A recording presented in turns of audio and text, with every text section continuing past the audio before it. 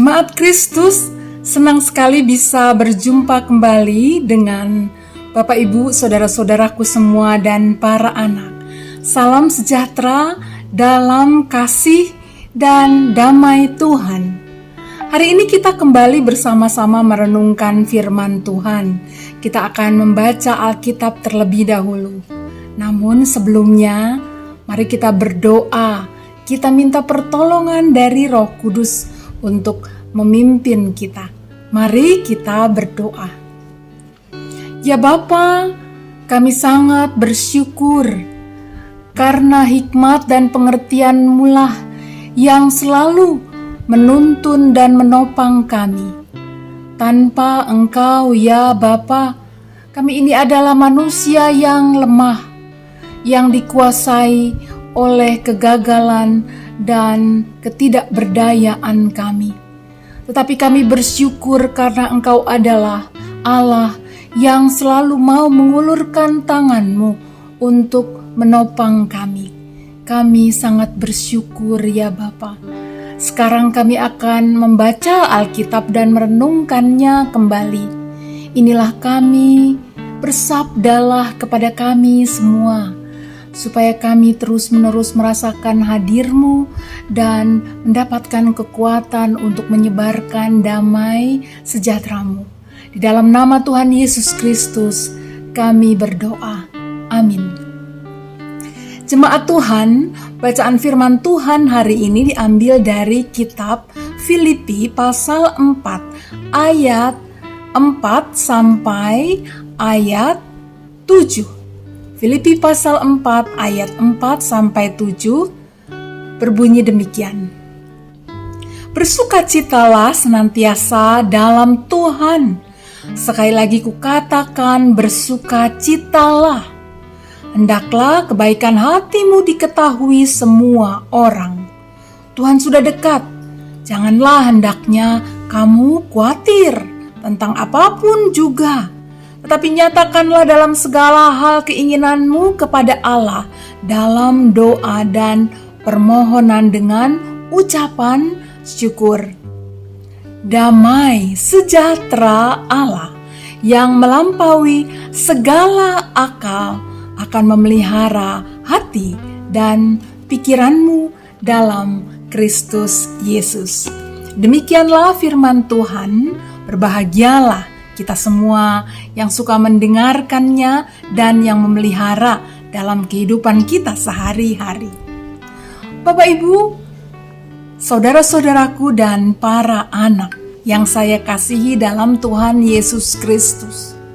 Mengapa sih ada banyak orang lebih sering dikuasai oleh kesedihan dan kemarahan dibanding bersukacita? Padahal ketika dikuasai oleh kesedihan dan kemarahan itu seringkali kelanjutannya adalah dapat mengarahkan seseorang kepada ketidakberdayaan untuk ikut dalam persekongkolan, kecurangan, atau kejahatan. Ketika seseorang sedang berduka dan bersedih, kepada kita mungkin ia lalu berkata, "Engkau sungguh tak memahami dan merasakan dukaku dan putus asaku. Kau tak bisa memahamiku." Dan akhirnya ia berkata, "Kau bukan temanku," katanya. Memang soal memilih dengan siapa kita berteman memang sungguh bergantung pada diri kita sendiri. Kita memang bebas dan boleh memilih siapakah yang akan kita anggap dapat menjadi teman. Namun saudara-saudara, dari teman juga kan, lihatlah betapa besar pengaruh dari setiap sudut pikiran, sedih dan susahmu itu yang mendorongmu untuk melakukan pelanggaran.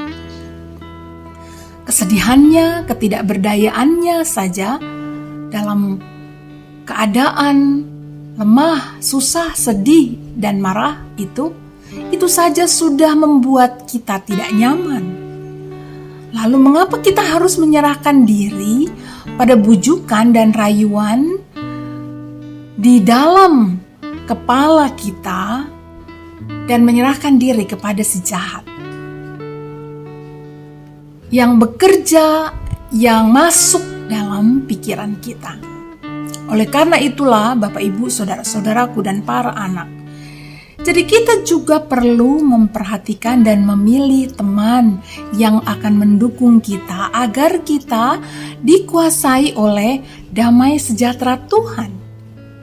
Bagaimana agar kita dapat tetap menemukan kedamaian di tengah berbagai situasi dan tantangan kehidupan kita?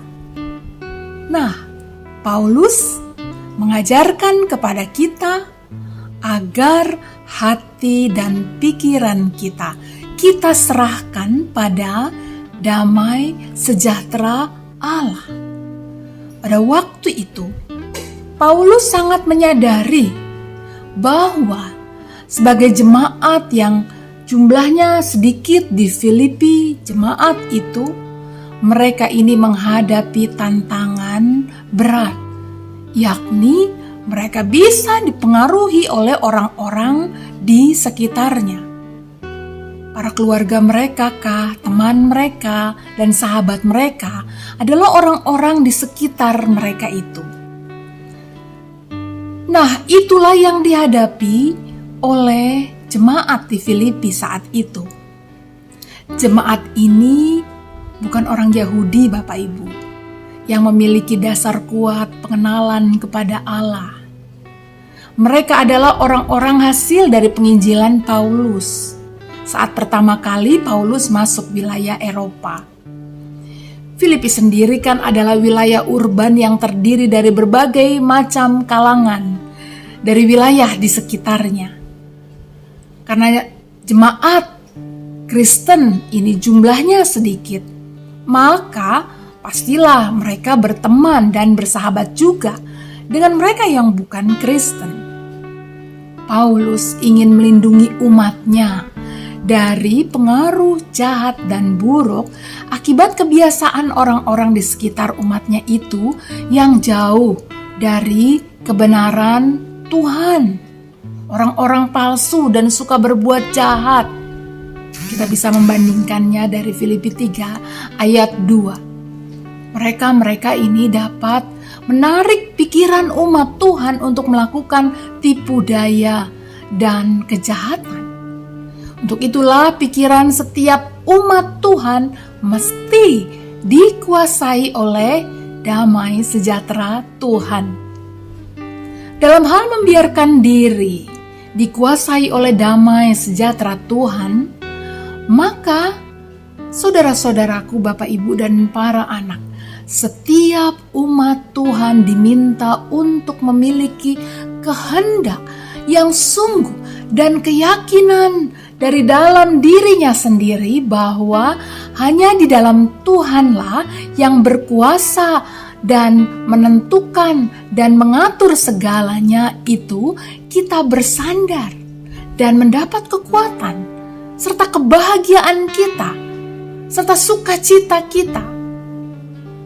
Kesadaran ini menjadi penting karena Bapak Ibu saudara-saudaraku dan para anak, jika kita tidak sungguh menyadarinya, maka kita akan lebih dikuasai oleh ketidaksadaran dari dalam diri akibat pengalaman masa lampau yang menghasilkan duka dan ketidakpuasan lalu mewujud di masa kini, dan ini bisa secara tak disadari pula dalam bentuk keberpihakan kita pada kecurangan dan kejahatan. Kondisi ini dapat didukung oleh hadirnya orang-orang yang menggiurkan kita, yang menggoda, yang menarik kita untuk melakukan kejahatan itu. Oleh karena itulah, pertobatan dalam perjalanan beriman orang Kristen adalah sebuah pintu bagi hati dan pikiran kita untuk menyadari kemungkinan, kecenderungan ketidakpuasan, kesedihan, dan kemarahan di masa lampau yang dapat menarik kita untuk dikuasai oleh kecurangan atau kepalsuan dan kejahatan. Inilah awal dari penguasaan pikiran. Bapak Ibu jemaat, saudara-saudaraku, dan para anak. Selanjutnya, dengan penguasaan pikiran kita sendiri dalam kerendahan hati, lalu kita menyadari kecenderungan dan kelemahan diri ini. Kita mengajak, mendorong, dan merajut perjalanan kehidupan kita di masa kini dengan keyakinan bahwa kasih dan kebesaran Tuhan hadir bersama dengan kita di sini. Kita memang tak dapat selalu mengendalikan berbagai situasi yang terjadi dalam kehidupan kita, baik atau buruk, menyenangkan atau tak menyenangkan. Jika itu semua tak menyenangkan, maka kita tentu boleh merasakan duka dan kemarahan kita. Namun, jangan terlalu lama pada stage ini. Gunakanlah pikiran kita. Apakah memang dengan kemarahan atau kesedihan yang terus-menerus menguasai ini, itu adalah menguntungkan? Jika kita selalu dikuasai oleh kemarahan atau kesedihan ini, apakah itu tidak merugikan kita? Apalagi pada saat kita memahami maksud saya bahwa tak ada yang dapat kita ubah dari masa lampau itu. Pada saat itulah kemauan mengendalikan pikiran menjadi demikian penting. Karena itu akan menentukan kemudian suasana hati dan kemana pikiran kita bawa. Jika kita tak mengendalikannya, maka rasa duka dan kemarahan itulah yang akan memanipulasi dan menyetir pikiran kita untuk kemudian bertindak. Bahkan bukan mustahil, tubuhmu juga akan dibawa menjadi tak berdaya. Apa yang kita pikirkan akan sangat berhubungan erat dengan kondisi fisik kita juga ternyata. Your life is as good as your mindset. Do keep it as positive as you can. Kata Positive Energy Plus. Saudara-saudaraku, marilah oleh karena itu kita meminta pimpinan Tuhan dalam segala keadaan kita, dalam kekhawatiran, kesedihan, dan kemarahan kita di suatu saat. Marilah kita minta pimpinan Tuhan untuk bisa mengendalikan dan menguasai pikiran atau rasa sedih itu dan meninggalkannya. Dan kemudian marilah kita meminta pimpinan Tuhan untuk memiliki kehendak dan kemampuan untuk menyetir agar damai sejahtera Tuhanlah yang menuntun kehidupan kita. Dengan demikian, kita akan melihat kekuatan dari hikmat, sukacita, dan pengharapan yang Tuhan berikan kepada kita.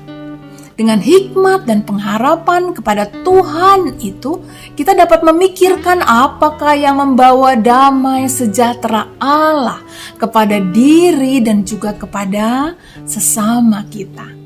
Dengan hikmat dan pengharapan dari Tuhan, ke saudara-saudaraku katakanlah pada diri ini, wahai diriku, tetaplah kendalikan pikiranmu. Jangan khawatir.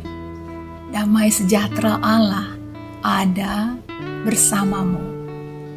Tuhan menolong Bapak Ibu saudara-saudaraku semua. Amin. Mari kita berdoa. Ya Bapa, kami mau bersama-sama dengan saudara-saudara kami yang masih ada dalam kesedihan, dalam rasa ketakutan, atau dalam rasa kemarahan mereka karena berbagai situasi yang Tuhan izinkan terjadi. Ya Bapa, tolonglah, pimpinlah mereka, kuasailah mereka dengan damai sejahtera-Mu. Biarlah mereka juga mau bertindak aktif untuk membiarkan pikiran dan hati mereka dikuasai oleh damai sejahtera-Mu dengan menyerahkan diri pada pimpinan-Mu. Berikan kepada mereka hikmat-Mu ya Bapa, kekuatan-Mu untuk berdiri teguh, berjalan bersama-sama dengan Engkau. Ya Bapa, berikanlah hikmat untuk mereka bisa melihat uluran tangan pengasihan-Mu untuk memberikan kekuatan dan damai sejahtera-Mu. Inilah doa kami ya Bapa, di dalam nama Kristus Yesus kami memohon. Amin. Sampai berjumpa kembali Bapak Ibu saudara-saudaraku dan para anak semuanya. Damai sejahtera Tuhan, damai sejahtera Tuhan besertamu.